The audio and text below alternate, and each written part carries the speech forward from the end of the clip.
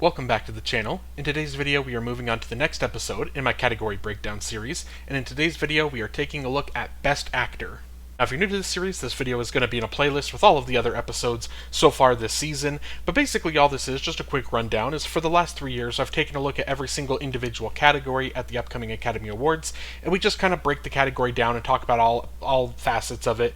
So for example, in this one we're going to talk about all of the actors that are nominated in this category, talk about their role, their performance in their films. We're also going to talk a little bit about their history, previous Oscar nominations, previous films that they've been in, stuff like that. And then at the end, I'm going to give you my personal rank, 1 through 5, pretty much how I would vote for them in the category. And then I'm going to give you my personal prediction for how likely it is that I think they win the Academy Award this upcoming Sunday on March 15th. So without further ado, let's take a look at the nominees. Timothée Chalamet and Marty Supreme. Only children hold a knife like this. If it's a serious fight, you hold your knife like this. This is not a street fight. Okay, well, if you're not going for realistic, you might as well add a little flair. This is Timothée Chalamet's 4th Oscar nomination.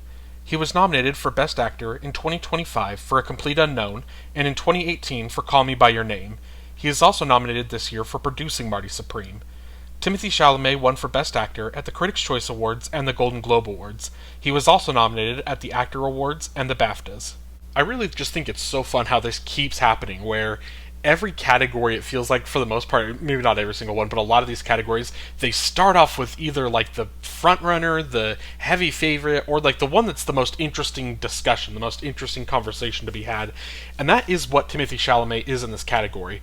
Someone who was once the front runner and has just absolutely, like, it's not even, I don't even know if it's like fair to say that he's lost steam, as much as like he just hit a brick wall after winning both the Critics' Choice Award and the Golden Globe back to back, and then all of a sudden it's just hard cut, like to the point that people thought he was just going to sweep the whole thing. You know, I kind of thought that maybe he might kind of lose one here, but I never would have predicted the people he was ended up losing to in a couple of the other awards bodies. It's just crazy how this just suddenly came to a screaming halt. Before we get to that kind of discussion about his Oscar chances, I do want to talk about his performance in the film, in just basically in general, just because this is a performance to me that is, I guess you can kind of debate. I mean, it's, I was gonna say it's the most fun, but now I'm looking at it. There's a couple other you can kind of say are also fun, but for me, Timothée Chalamet's performance is the most fun. It's the most out there. It's the most kind of just different performance. Like, everyone else is obviously giving all these very good, very nuanced performances for their films, and they're getting, the director is bringing in this energy, and they're very kind of stoic, and they're very commanding the screen. And then there's this Timothée Chalamet performance where he's just kind of all over the place. It's very chaotic. It's very eccentric, which is just essentially, like I was just saying, everyone else is kind of matching the vibe of the director. So is Timothée Chalamet. He's matching the vibe here of the director in Josh Safdie. He is giving this amazing performance where he is, I think, in the the graphic I've seen that's kind of like the screen percentage report or whatever, I'm pretty sure Timothée Chalamet is the one that is in the film the most. He's on screen the longest. He has the most runtime. Like, he is Marty Supreme. Obviously, this film just revolves around him. There are very few scenes. There's kind of the one scene with Rachel, kind of like around the 2/3 mark, and that's basically it. That's kind of the one scene that just doesn't feature Timothée Chalamet at some point very prominently front and center of the screen. So he is doing a whole lot. It is a performance that he is, again, it is very chaotic. It is very wall to wall, just intense and very, like, out there. He is going for it. He wants this moment. And again, now kind of going into, I guess, the discussion about his Oscar chances, that is always been kind of the criticism, I guess, of Timothée Chalamet, is that he wants it so bad and that he is so vocal, and I just guess he kind of rubs people the wrong way. I don't think any of those kind of controversies or things, his statements, his past acceptance speeches, I don't think any of that is necessarily much of a factor, as much as I do think this is just a stacked category, and we've seen different voting bodies kind of go different ways. So when it comes to Timothée Chalamet's chances, I think, at winning the Oscar, it really comes down to what you value, I guess. And the theme here in this video, what you're going to see is, almost no matter what you value, you're not going to have a good answer. Like, it's so hard to predict this category because there's not like a clear cut thing. You can look at it and say Timothée Chalamet has the most precursors in terms of like the televised ones because he's got the Globe and he's got the Critics' Choice. But those are the two kind of weaker, I would say, of the precursors out of the four. He lost the SAG and he lost BAFTA. Those are like the two most important ones. So it's kind of one of those where it's like, sure, maybe he still has the most precursor wins, but he doesn't have the most important ones. And how are you going to predict Timothée Chalamet to win the Oscar if he doesn't have those most important two? So that's part of the discussion.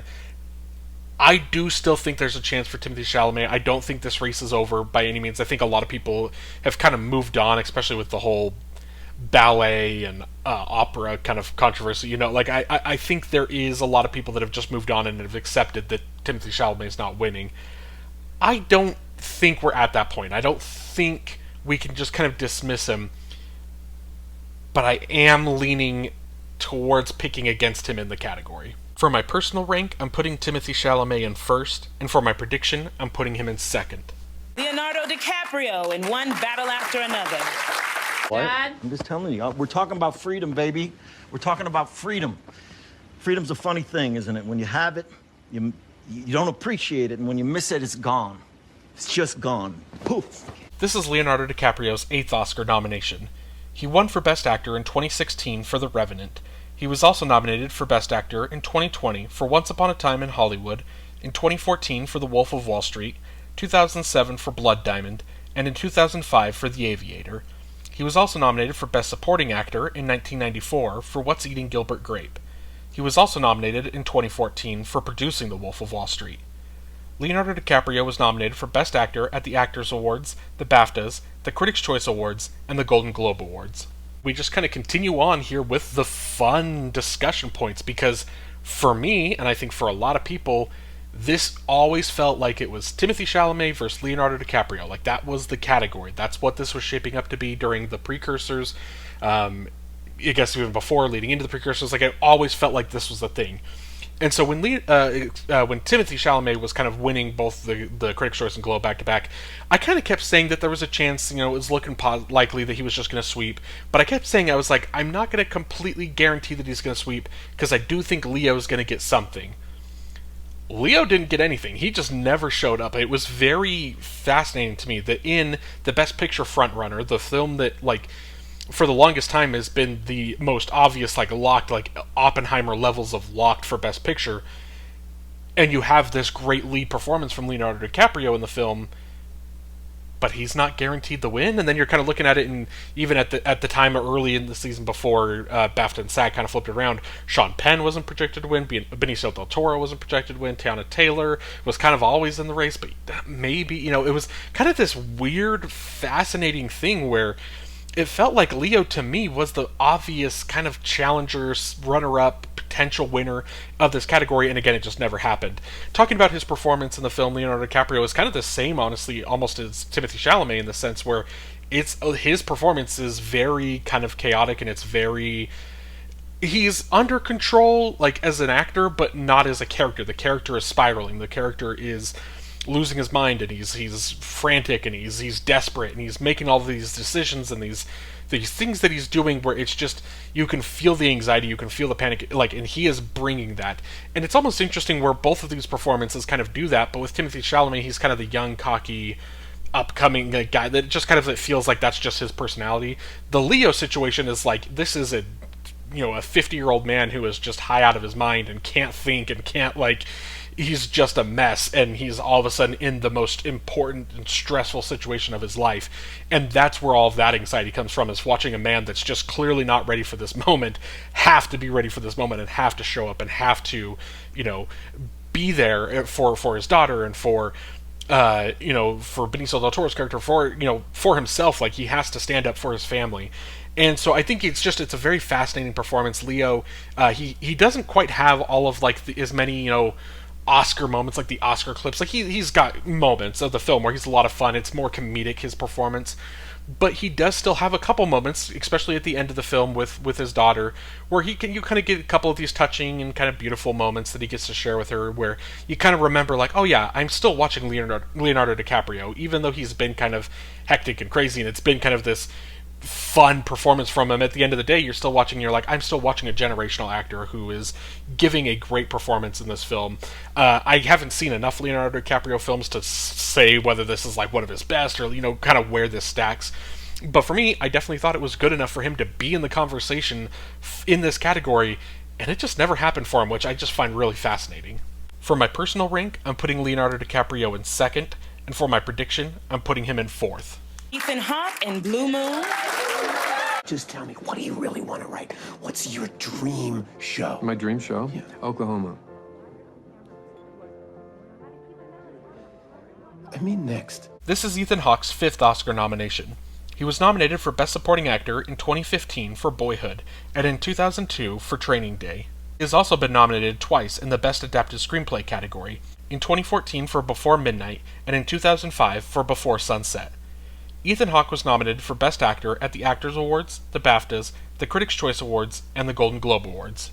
Now, Ethan Hawke is also kind of fascinating that he essentially has kind of become, like, him and Leo are the two in this category that never got the ball rolling, never got any momentum, and it seems kind of crazy to think that they're like they're in the same conversation, that they're both like on the outskirts, considering again that Leo was this front runner and Ethan Hawke was always the guy that was like the strong bet to kind of get that fifth spot at the Oscars, like to get the nomination. And then as soon as the nomination happened, it kind of felt like, okay, that was fun, that was kind of the end. There wasn't really much expected here for Ethan Hawke the rest of the way, which is expected. I mean, obviously, it's one of those things where I'm sure Ethan Hawke understands. He's a professional. I'm sure he understands that he was kind of the last kind of guy that got in here and doesn't really have much of a shot at winning, but, because there's just so many dominant performances in the category. But that's not to take anything away from what Ethan Hawke was able to do in Blue Moon. Blue Moon is a film that I think a lot of people, again, I don't know how many people have even seen it. I don't know if it's like people have sought it out because of the 2 Oscar nominations the film had.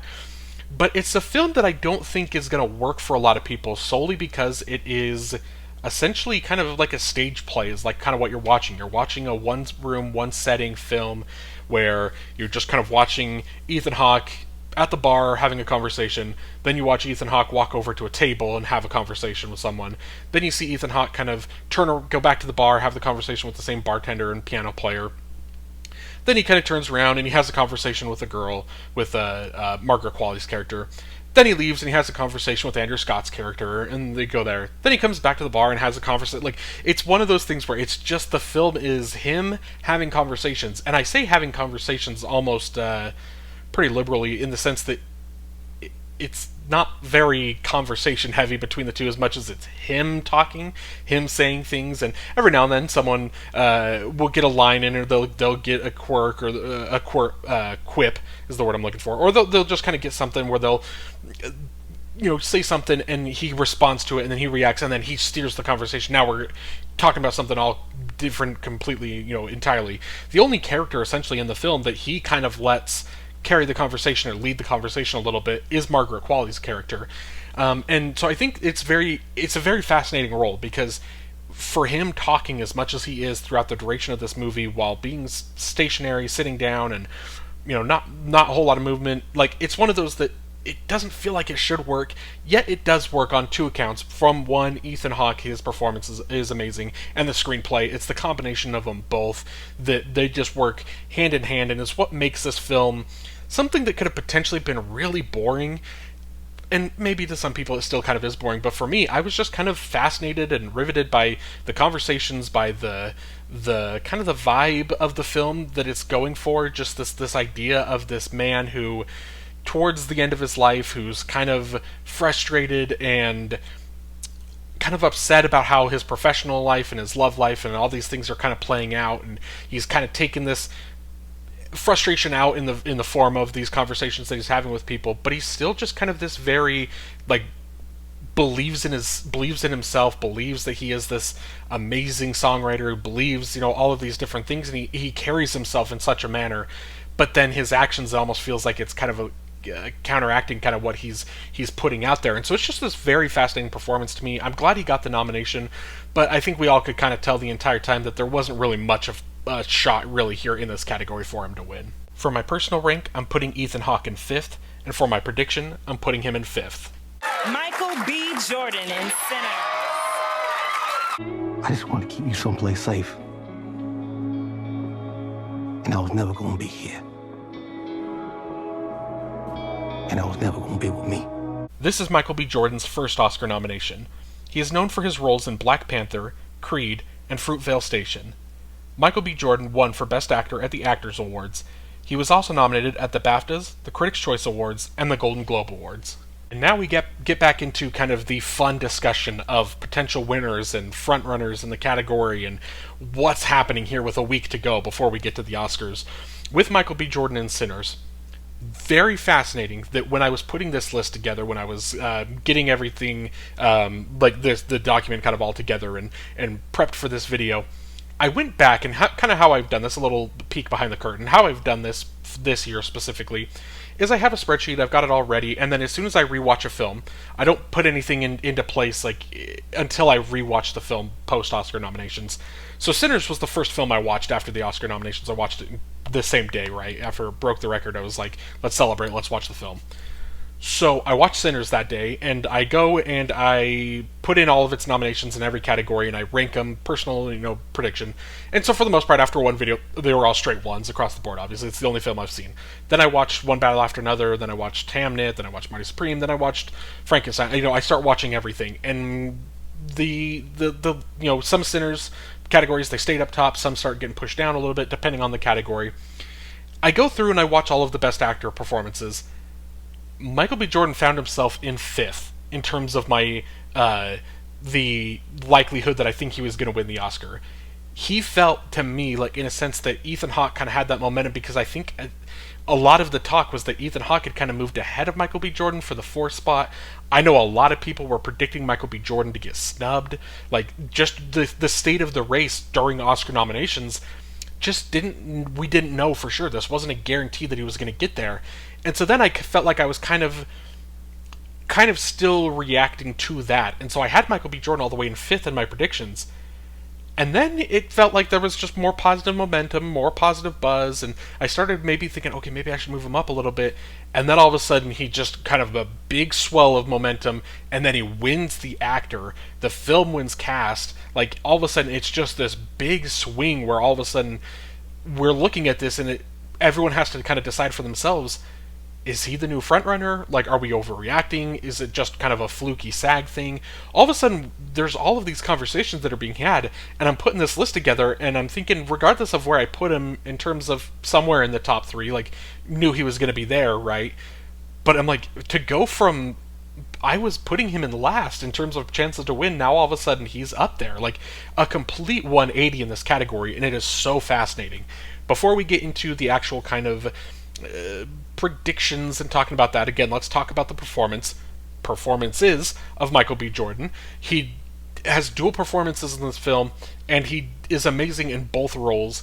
It's one of those that, one of the big discussions and one of the talking points that I've seen about his case, his case of why he should win is not just that he's playing two roles, but he's playing two roles very distinctly to where a lot of people, maybe they like one of the brothers, but then they don't like the other, and it's like they have a very clear thing where they can say, like, okay, no, like, I can see how, like, what he's doing here with Smoke, this is different than what he's doing over here as Stack. Like, it's very, different than what he's doing. And so I think that's very impressive. What he's also doing is he's leading this film in a way that I think is just fascinating. Because, again, I don't want to give too many spoilers. I think I need to give one spoiler here. So if you haven't seen the film, I don't know how. Like, you probably have seen Sinners right now. So I'm not going to spoil maybe like the end of the film, but I'm going to spoil a big plot point right now. And that is that one of Michael B. Jordan's characters becomes a vampire. And this is one of those things where you have seen maybe some of the marketing. It doesn't necessarily show it in the trailer. Kind of hints at it in one of the trailers. But you can kind of see in the poster and the marketing and stuff that it looks like there's kind of one good brother, one evil brother type situation going on. More so, it's more, you got the one human brother and one vampire brother. But he's giving such fascinating and interesting, performances based on, like, the dynamic based on which character is, which the vampire. He's a lot more like aggressive and a lot more kind of conniving, and he's kind of that same way as a when he's human, but once he becomes a vampire, it all of a sudden becomes even more so.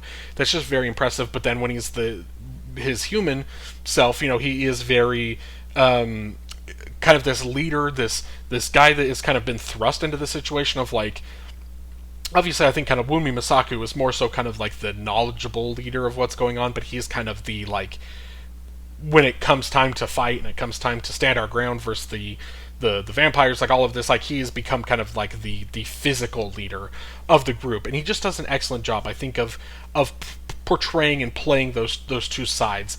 And I also think that's very interesting too, that he has, based on his character, whichever character he is, he has amazing chemistry with multiple people. He obviously has the chemistry with Wunmi Masaku, but then he's also got the chemistry with Haley Steinfeld, depending on what brother he is.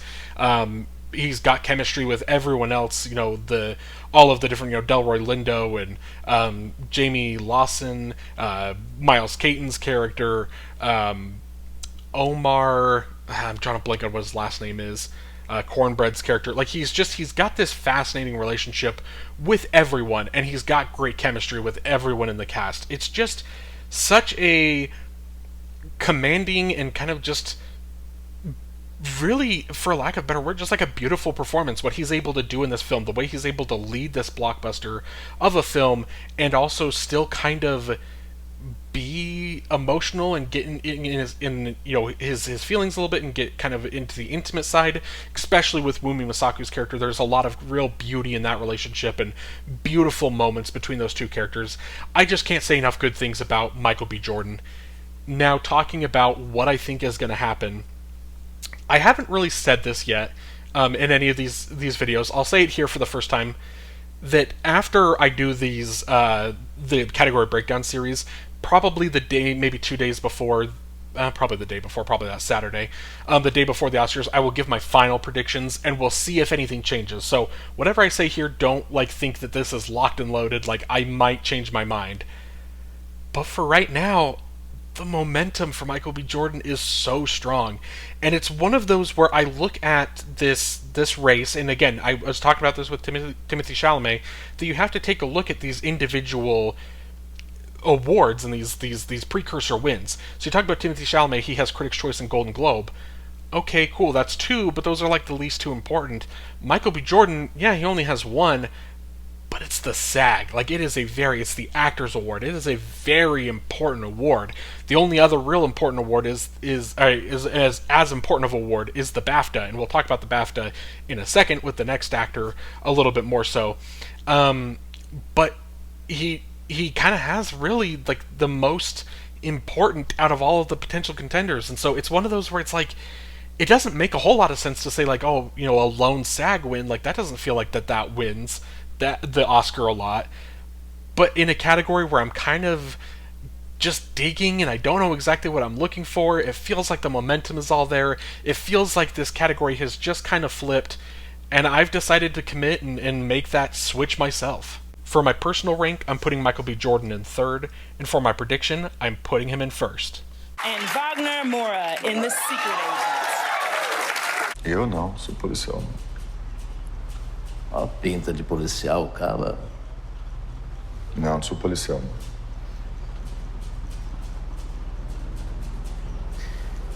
This is Wagner Moura's first Oscar nomination.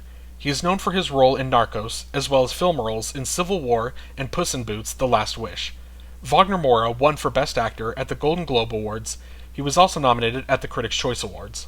And Wagner Moura is fascinating. Again, I'll save all of the discussion for the end of what his precursor win means for his race and everything else. We'll talk about that at the end, because I have a feeling that with this being the last actor in the category, I might kind of get carried away and talk for a little bit about that whole situation. So let's talk about his performance in the film first. Wagner Moura delivers probably, I wish I remembered. He's got to be up there with Timothée Chalamet in terms of screen time and percentage of the time on the film. And what I think he does very fascinating in this film is it's a very kind of subtle and layered performance, where he seems kind of quiet and he seems kind of reserved. I think of the opening scene of the film where he sees the he's at the gas station and he sees the dead body, and then the cops come, and instead of the cops, doing their job and investigating this dead body, they're kind of harassing him and interrogating him, and he seems like he's very cool and collected and is just kind of playing it off and nonchalant with whatever's going on with these police officers. But it's one of those where you can tell he has a secret. You can tell there is something a little bit deeper than whatever he's giving us. And that essentially is almost like the entirety of his performance. And what's so fascinating is, as secrets are being unveiled, it still feels like every time I'm watching him, it's just the performance he's giving, the way he's acting, the way he's delivering this. I still feel like there's an additional secret. There's something else. Like, he's got something else up his sleeve. Like, he is so great at kind of just being this very subtle and very nuanced character, that there's always something under the surface that's kind of there. And it has a couple moments kind of at the end of the film. Definitely not going to go into any spoilers of this. Like, absolutely go watch The Secret Agent. But there are some moments at the end of the film where the character kind of breaks a little bit. But for the most part, he is doing an excellent job of playing this specific character. Not just Wagner Moura playing the character, like the character himself playing a character in his life and around all of these people, and kind of the way that he's moving. And what I think is so fascinating is he has multiple scenes where he's giving this different style of I guess just whatever the scene is calling from him. So he's got scenes with like his wife, kind of like that flashback scene at the diner where he gets a little more fiery, gets a little more heated. He's got scenes with different police officers. Obviously, he's got different scenes with like his coworkers at his job. He's got different scenes with the new roommates, the people that he's living with, where it feels like he's giving something different depending on each situation. Again, it's this very almost like secretive, obviously The Secret Agent, but it is this very kind of mysterious and very almost like closeted performance, in the sense that it doesn't feel like he's quite ever giving you everything that you're looking for, but that's not a negative thing. It's very reserved. He's doing an excellent job of kind of, again, holding his cards to his chest and captivating you in a way, like, subtly, and it's very beautiful. It's a very beautiful performance. This film features a lot of like some of my favorite scenes of the year. I've talked about this one scene multiple times. It's kind of in the middle of the film, and it's this long, like 30-minute scene, maybe over 30 minutes, but this scene, it's like this, not interrogation, but it's like this interview scene. And in this interview scene, there's flashbacks, there's flash forwards, there's cutaways to different moments, there's cutaways to people outside or other characters, that like things that are going on at the same time that this interview is happening. And it's this scene that's like very long scene that could have just been very boring, but the way that it's cut up and the way that it's edited, the way that Wagner Moura kind of controls and commands the room in that specific scene, he is just amazing in this film. Wagner Moura is someone that I would love to. I'm just not super familiar with a lot of his career, unfortunately, other than really like Civil War and Puss in Boots, and obviously he's phenomenal in Puss in Boots. I think that's the first thing I've really ever been introduced to Wagner Moura in, and so he's an actor that I'm glad he got nominated. I'm glad that I've kind of discovered him a little bit as an actor, because I haven't seen Narcos, I haven't seen some of the other big films that he's been in the past, so he's an actor that I'm really excited to kind of watch whatever he does next, where his career goes from here into the future, because he just is, again, phenomenal in The Secret Agent. He's so amazing in it. Now let's talk about his chance of winning. Let's talk about kind of maybe more so not just like him, but like everyone. Like, this is the final kind of wrap up here.